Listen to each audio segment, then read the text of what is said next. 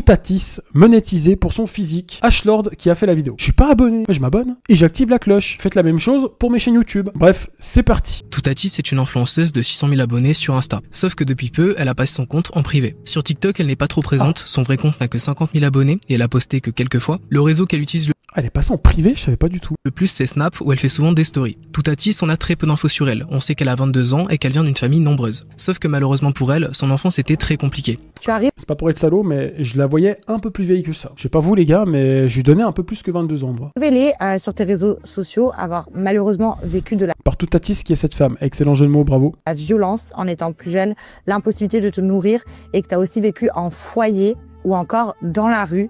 Déjà, avant de continuer, est-ce que c'est un sujet qui te dérange ou t'es OK d'en parler? Ça va. Je sais pas si tu veux nous raconter un petit peu. Bon, en gros, j'ai été maltraitée par mes parents quand j'étais petite. Ensuite, à 11 ans, j'étais dans les foyers à cause des signalements de l'infirmière du collège et de l'école primaire. Ensuite, j'étais en foyer pendant 5 ans et je suis retournée à la maison avec mes 3 autres sœurs.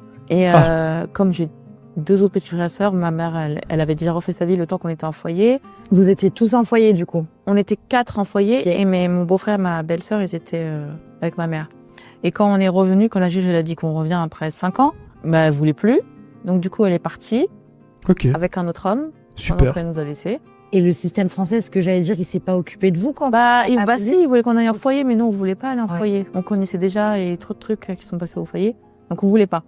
Donc Les gars, premier degré, elle me fait de la peine. Et pour de vrai, j'ai fait une vidéo sur elle où je la taillais, je me foutais de sa gueule et tout, parce que j'estime que, bon, elle a eu une enfance difficile. Après, est-ce que ça justifie le fait qu'elle s'expose sur les réseaux de façon négative, en incitant un petit peu, entre guillemets, la jeune génération à faire comme elle? Parce qu'il y en a plein qui, justement, voilà, se montrent sur les réseaux en faisant croire aux jeunes que c'est bien, et qu'en fait, pas du tout. Mais c'est vrai qu'elle me fait de la peine. Et je sais que souvent, les gens comme elle, souvent, la plupart du temps, ils ont eu une enfance très difficile. Et on n'a pas tous cette chance d'avoir des parents bien élevés, qui nous éduquent, qui nous apprennent les valeurs de la vie. Donc voilà, malheureusement, on ne choisit pas sa famille. c'était soit on était dehors, soit on était Foyer, ouais. au foyer. Donc on a pu aller chez notre grand-père un certain temps. On était 4 filles quand même, c'était voilà. Bah, c'est Et il difficile. était Ouais. assez vieux, donc après c'est longtemps. Avec toutes tes sœurs du coup. Avec toutes mes sœurs, Mais ça vous- jusqu'à ma majorité. Ça vous a toutes soudées du coup. Pas... Au contraire, Ah, ça vous a. au début on était comme ça, mais Parce que vous étiez toutes dans le même foyer du coup quand vous étiez. non. Non, vous étiez séparées. Ouais. Ok, waouh. Donc voilà, c'était pas facile pour elle. Ok. On n'a pas trop de détails concernant son Merci Ashlord pour ces précisions. On n'avait pas compris que c'était pas facile pour elle. parcours scolaire. Mais par contre, elle a dit que quand elle avait environ 16 ans, elle était déjà sur les réseaux sociaux et elle avait une petite communauté. Donc elle essayait de Wow. faire de l'argent comme elle pouvait, en D'accord. acceptant de faire de la pub aux gens qui la contactaient. À 16 ans. Imaginez-vous. À 16 ans. T'as pas forcément de discernement à 16 ans. Alors, certains ne l'ont même pas à 30, 40 ans. Mais imagine à 16 ans. Donc en échange d'un billet. Puis elle a aussi dit que vers cet âge-là, elle a commencé à faire des photos sexy. Est-ce que toi t'as été influencé Je répète, à 16 ans. par quelqu'un? Moi j'ai commencé les réseaux sociaux, j'avais 16 ans 16 ans et demi, 17 ans. Ok. Elle a gratté une année. Hein. J'avais 16 ans et demi, 20 ans, par là. J'ai dit j'étais dehors à la rue, etc. Je faisais des photos. C'est que j'avais pas de figure parentale, j'avais rien, donc fallait que je fasse de l'argent. Donc je faisais des pubs sur Snapchat, des trucs comme ça. Ok. Et je voulais vraiment qu'on me voie, quoi. Donc c'était mon seul atout, on va dire. LDA, ouais. Elle essaie d'attirer l'attention qu'elle n'avait pas avec ses parents. Voilà, oui, je suis psychologue, ça y est, c'est mon nouveau métier. Ouais, c'était de. C'était mon physique. Et en plus, je faisais pas mon âge avec mes formes, etc. Au vu de toutes les galères qu'elle a pu rencontrer dans son enfance et son adolescence, Toutatis a fait en sorte de s'en sortir du mieux qu'elle pouvait à chaque fois. Et très tôt, à 18 ans, elle a compris qu'elle avait un physique qui plaisait. Et elle a rapidement capitalisé sur ça en ouvrant un mime. Mais si elle a commencé les plateformes privées, c'est parce qu'elle se serait faite influencer. Donc du coup, je faisais des photos, et en fait, j'ai été approchée par plusieurs influenceuses qui étaient déjà sur les plateformes, Ok. mais plus âgées que moi, Ok. et qui m'ont dit mais t'as quel âge et tout. Je lui ai dit bah, j'ai 17 ans là. Ah, t'as bientôt 18 ans. Mais ce serait bien que tu te mettes sur les plateformes et tout. Je sais pas si elles étaient rémunérées ou. Bah ouais, bonne idée ça. Au lieu de travailler comme tout le monde, Tu sais- montrez votre cul sur les réseaux. C'est beaucoup plus rentable. La vérité, tu gagnais un pourcentage parce que moi-même, j'ai déjà été contactée par des influenceuses Ah, et je pense qu'elles prennent un pourcentage sur toi quand elles te ramènent. ah bah sûrement. Voilà. En tout cas, ils m'ont jamais dit. Du coup, c'est Wow. une influenceuse qui t'a ramené. Oh, bah il y en avait 2, 3, on m'ont dit oui, tu peux t'inscrire sur les plateformes, tu sais. Après, ils m'ont montré leurs revenus. Tu pourrais gagner 30 000 € par mois. Moi, j'étais choquée. Vous voyez, c'est ça que je dis. Ces femmes qui incitent les jeunes filles à se lancer dans un truc de con comme ça. Tu peux avoir l'enfance que tu as, ça tu choisis pas, mais d'influencer les gens à aller dans la mauvaise direction, c'est pas justifiable, je suis désolé. C'est pas parce que t'as une enfance de merde que tu dois attirer tout le monde dans tes problèmes. Ou dire que c'est bien, ce n'est pas bien. Après, vous faites ce que vous voulez, une fois que vous êtes majeur et vacciné, ça c'est votre problème. Ok. Bah oui. En sachant que j'étais encore à la rue. Oui, j'étais encore à la rue. Donc elle s'est fait approcher par d'autres influenceuses qui ont voulu la mettre dans ça. Donc on l'a clairement incité à la prostitution en essayant de lui faire banaliser ça le plus possible. Et finalement, un peu comme T-Slash a pu faire, qui d'ailleurs essaye de faire supprimer ma vidéo sur lui. Mais du coup, quand elle s'est mise sur Mime à ses 18 ans, elle avait déjà une petite communauté sur les réseaux. Donc on pourrait se demander si ça a mis du temps à fonctionner ou si elle a eu des résultats directement. Au bout de 3 mois que je suis devenue majeure, j'ai lancé mon compte Mime. J'avais pas OnlyFans. Et waouh, ça a explosé d'un coup. Sans indiscrétion aucune, je sais pas si tu parles de salaire, mais Faut que je me lance sur Mime. Je suis désolé, YouTube ça paye pas assez. Désolé les gars. t'as fait combien le premier mois? Non, le premier jour, j'avais fait 10 000 €. Oh, En faisant 10 je m'inscris maintenant sur Mime. Je m'en bats les couilles, je m'inscris. Alors, on va ouvrir un petit compte Mime et je vais appeler mon compte Carmime. Voilà, Carmime. Carmime sur Mime. Vous êtes chaud ou quoi? le premier jour, ça lui a donné toutes les raisons de continuer et de aussi se lancer sur OnlyFans. Aujourd'hui, elle a 22 ans, donc ça fait maintenant 4 ans qu'elle fait ça. Et croyez-moi qu'en 4 ans d'activité, vous êtes loin de vous imaginer à quel point elle a brassé. Donc après, de fil en t'imagines. aiguille, j'ai continué. Et du coup, t'as vraiment fait 2 millions d'euros en 2 ans. Oui, maintenant c'est plus du coup. Waouh. 2 millions d'euros en 2 ans, mais t'imagines, tu montres ton HUC pendant 2 ans et c'est bon, t'es millionnaire. Voilà, il y a des gens qui font des années d'études pour devenir médecin, chercheur ou je sais pas quoi, ils sont jamais millionnaires et ils bossent pendant des heures. Ils ont des horaires de fou. Là non, tu montes ton HUC et c'est bon, t'as réussi. Si ça c'est pas beau.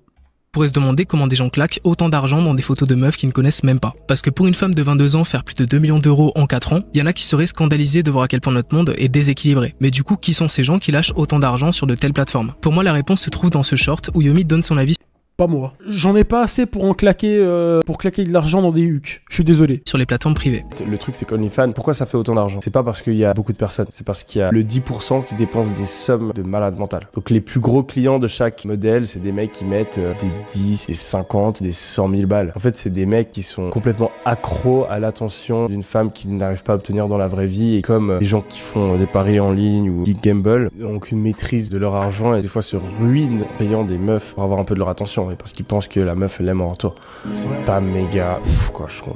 Yomi, j'avais déjà fait une vidéo complète sur Bon, il a pas tort. C'est souvent des gens qui sont un peu perdus, qui vont claquer des thunes dans ce genre de contenu en pensant qu'ils vont avoir un retour, une petite intention ou des choses comme ça. Mais tout ça, c'est du vent, les gars. lui. C'est pas un mec que je déteste, ni que j'aime particulièrement. Je suis pas fan du contenu qu'il poste, ni de l'image qu'il a. Mais pour certaines recherches de mes vidéos, j'ai dû regarder les podcasts qu'il a fait sur Sans Permission. Et souvent, il y a des échanges intéressants. Là, quand il a donné son avis sur les plateformes privées, j'ai trouvé ça giga intéressant. Car Ah, mais oui, je vois qui c'est. Je crois que j'ai déjà vu passer un de ses shorts ou TikTok. Comme à Ashlord, je suis pas fan.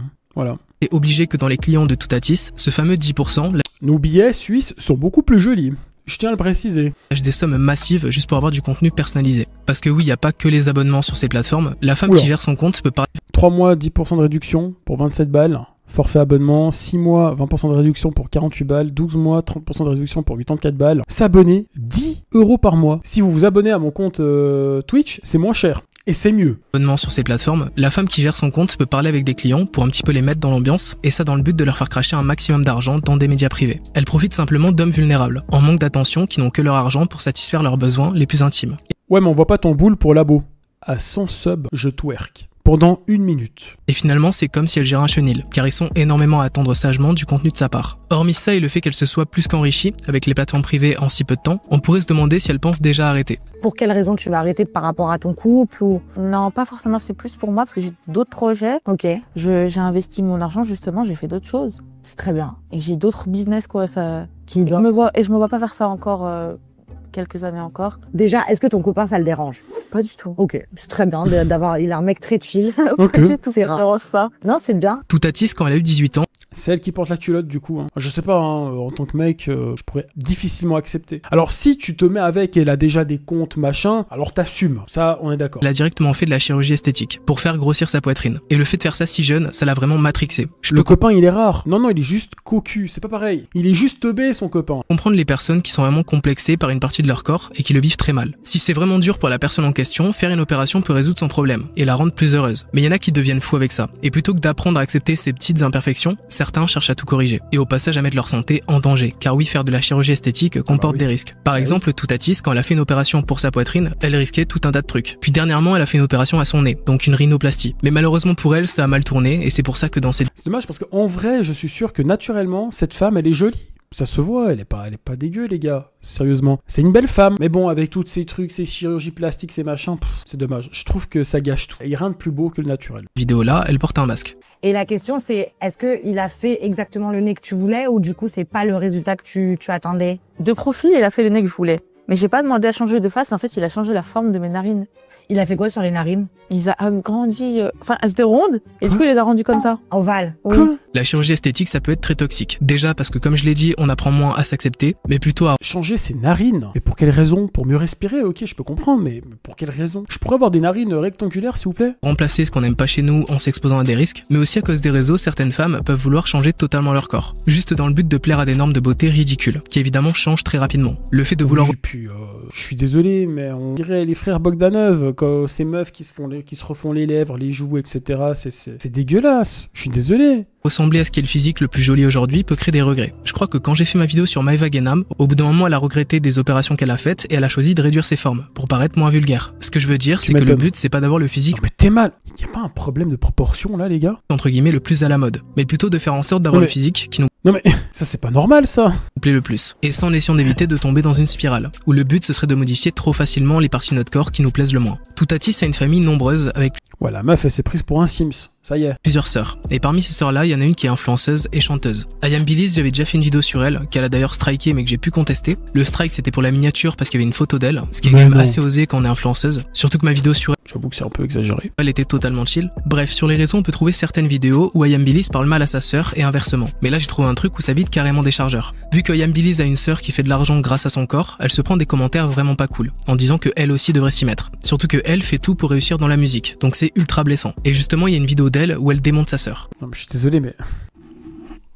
À l'aide! C'est quoi ça? Tu peux t'asseoir nulle part avec ça? J'ai une chaise là. Non, je peux pas m'asseoir. Je peux m'asseoir que sur les canapés parce que regarde le cul que j'ai. Il prend la moitié de la pièce. Au pire, fais comme ta sœur pour bien gagner ta vie et plus avoir de galère. Ma sœur, elle vend son cul pour de l'argent. Elle fait des formations pour ça en plus. Je crois, j'ai pas trop compris c'était quoi la formation, mais... J'ai pas trop compris c'était quoi la formation. Formation pour faire de l'argent peut-être, mais... Mais bon, je sais pas. Tu veux pas faire comme elle? Pourquoi je voudrais faire comme ma sœur? Pourquoi je voudrais vendre mon pour de l'argent? Est-ce que je me rabaisse à ça? Non mais vu la gueule que t'as, tu te rabaisses à autre chose. Po. J'arrête. C'est la facilité, c'est...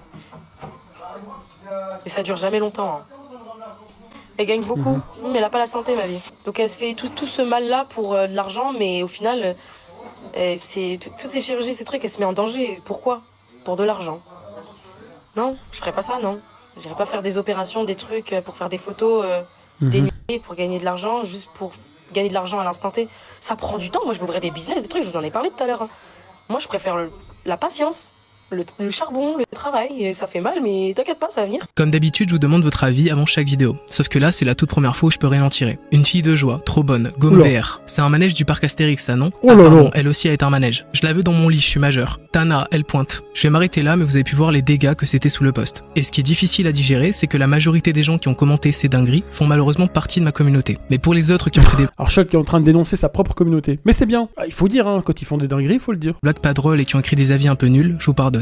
Après, je me mets à votre place. Moi, jamais je répondrai à ce post, et même si je le voulais, il y a tellement rien à dire. Elle a pas de contenu. Par contre, les gens qui vont prendre le temps de commenter un post juste pour insulter la personne concernée, faut le dire, vous êtes des merdes. Voilà.